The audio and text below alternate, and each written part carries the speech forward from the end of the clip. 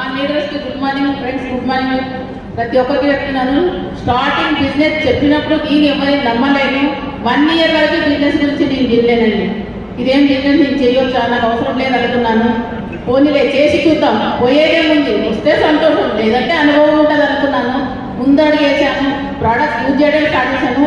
సంతోషానికి అంతు లేకుండా సంతోషపడుతున్నాను. అన్ని ఫారెన్ టూర్లు పోయేసాను, మంచి లగ్జరీ లైఫ్ లీడ్ చేస్తున్నాను. మరి కార్ తీసుకున్నాను, మా బాబు 3 లక్షలు పెట్టి బుల్లెట్ ఇప్పించానండి. నేను సొంతంగా చాలా హ్యాపీ అవుతుంది. కాబట్టి అందరూ చేద్దామన్న ఒక నిర్ణయం, ఒక అడుగు ముందుకెళ్ళండి. 100 అడుగులు భగవంతుడు తీసుకెళ్తాడు.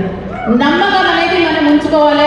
వెస్టిజ్ పైన నమ్మకం ఉంచండి, అప్లైన్ పైన నమ్మకం ఉంచండి.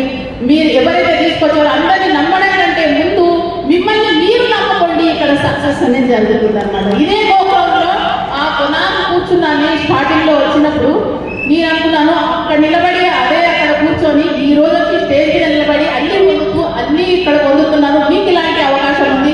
మీరు కూడా ఇదే పొందాలనుకుంటే మీరు నమ్మకంతో నిలిచి ఉండండి.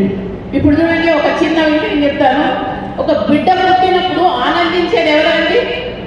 తల్లి, తండ్రి, బంధువులు, మిత్రులు అందరూ ఆనందిస్తారు. కానీ ఏడ్చేది ఎవరు? బిడ్డ ఏడుస్తుంది. కానీ ఏది ఏమైనా మనం చనిపోయేటప్పుడు నీకు విరుద్ధంగా జరగాలి. మనము ఈ ప్రపంచానికి ఏదో ఒకటి విలువైన వస్తువుని ఇచ్చి వెళ్తున్నామన్న ఆనందం, తృప్తితో మనం ఆనందంగా వెళ్ళిపోవాలి.